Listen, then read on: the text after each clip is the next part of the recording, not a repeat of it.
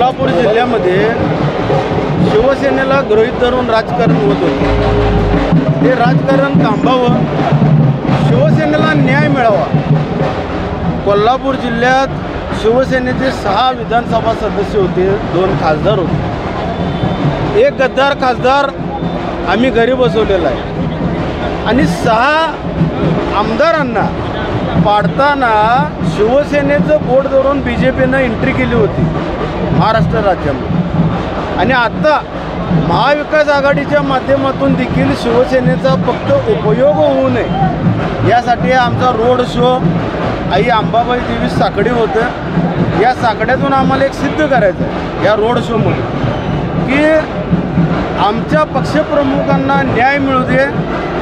महाराष्ट्र राज्यातील जी विकास कामं रखडलेली आहेत ती विकास कामं पूर्ण करण्यासाठी, जनतेला न्याय मिळवून देण्यासाठी सन्मान्य उद्धव बाळासाहेब ठाकरे पुन्हा त्या सिंहासनावर विराजमान झाले पाहिजेत यासाठी साकडं होतं। आणि कोल्हापूर शहरातलं उत्तर मतदारसंघ हा शिवसेनेलाच मिळो। शिवसेनेचा उमेदवार कोण आहे यासाठी नव्हे, पण ही शिवसेनेची ताकद हजारो महिला आणि हजारो शिवसैनिक आज रस्त्यावर उतरलेले आहेत फक्त आणि फक्त शिवसेनेला न्याय मिळवून देण्यासाठी। या माध्यमातून असं दिसून येते की रविकिरण इंगवले हे शक्ती प्रदर्शन करतायत। तुमचा या जागेवरती दावा आहे का, क्लेम आहे का? कारण काल तुमची ऑडिओ क्लिपसुद्धा व्हायरल झाली। नैसर्गिकरित्या शिवसेनेमध्ये काम करताना प्रत्येकाचा उमेदवारी मागण्याचा अधिकार आहे। उमेदवारी कोणाला द्यायचं हा मातोश्रीचा अंतिम आदेश शिवसैनिकाला असतो। त्यामुळे हा इथं वादाचा विषयच नाही।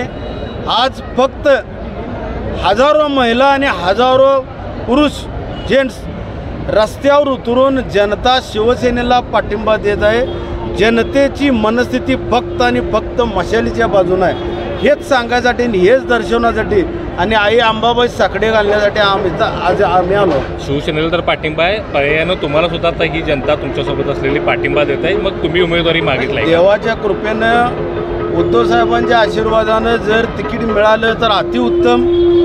कमीत कमी 40-50 हजारचा फरक पाडून आम्ही निवडून येऊन दाखवू। पण जर यदा कदाचित नाही दिलं तरी उद्धव साहेब सांगतील त्याच बाजूनं आम्ही असंख्य शिवसैनिक लढू। ठीक आहे, बरोबर ठाकरेंची